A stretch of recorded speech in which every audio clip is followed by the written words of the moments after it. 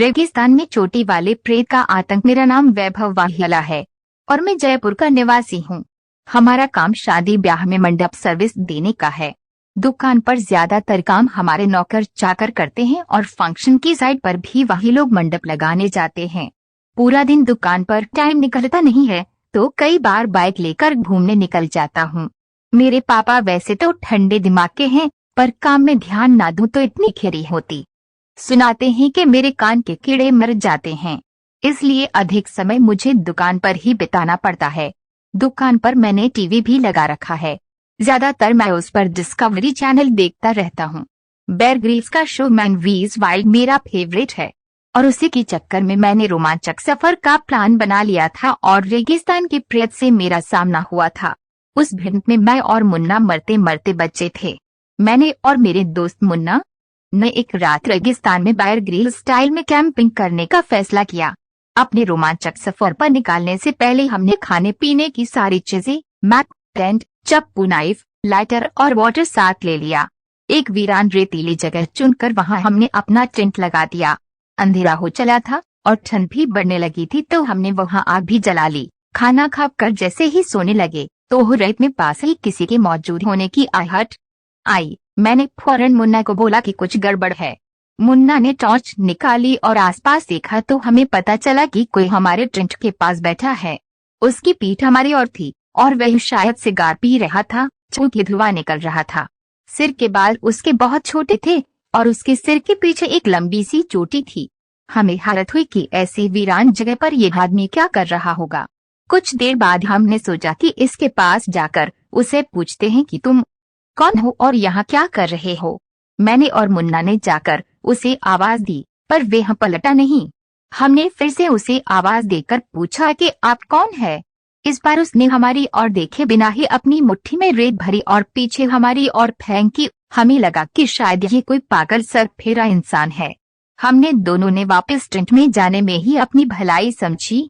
कुछ देर हुई तो वह रहस्यमय इंसान बैठे बैठे ही हमारी ओर सरकने लगा। अब भी उसकी पीठ ही हमें दिख रही थी।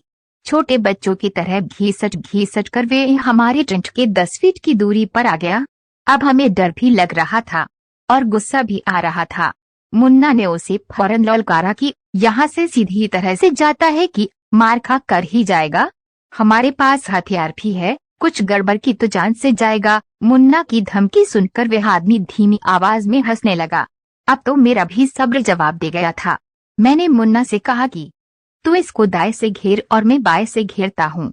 साले को घसीट कर मारेंगे। रेत उड़ाता है ना, आज इसकी हेकड़ी निकाल देते हैं। जैसे ही हम उसके दोनों ओर से उसके मुंह की तरफ गए, हमारे होश उड़ गए। हमने देखा कि उसकी आंखें ही नहीं थी, वहां काले गड्ढे थे और उसके हाथ में कोई सिगार नहीं थी। उसकी आंखों की जगह मौजूद गड्ढों से धुआं निकाल रहा था। मैं और मुन्ना तो पगला गए। हम वहां से भागकर जाते हैं भी तो कहाँ जाते, घनघोर अंधेरा था। हम दौड़कर टेंट में घुस गए और एक दूसरे को पकड़ लिया। अचानक वह चोटी वाला प्रेत खड़ा हो गया और हमारी ओर मुड़ा। हमें तो लगा कि आज जान से जाएंगे। मेरे तो रोंगटे खड़े हो गए थे और मुन्ना तो उसकी ओर देख भी नहीं रहा था। टेंट के सामने आग के पुरे वह बिना आंखों वाला खतरनाक प्रेत रुक गया और कुछ इशारा करने लगा। शायद उसे कुछ चाहिए था। मैंने गौर किया तो मुझे समझ आया कि उसे टेंट में पड़ी चादर चाहिए थी। मैंने फौरन उसकी और चादर और तकिया दोनों फेंक दिया। उसने फटाक से चादर ओढ़ ली और तकिया वापस मेरी ओर फेंक दिया। कुछ देर वो हमारे आसपास ही घूमता रहा और फिर न जाने क्या हुआ कि वह दौड़ता हुआ अंधेरे में गुम हो गया। हम दोनों दोस्त मौत के खौफ से पूरी रात जागते रहे और डर के मारे कांपते रहे। फिर सुबह हम घर लौट आए। उस दिन के बाद माँ कसम डिस्कवरी चैनल देखना छोड़ दिया है।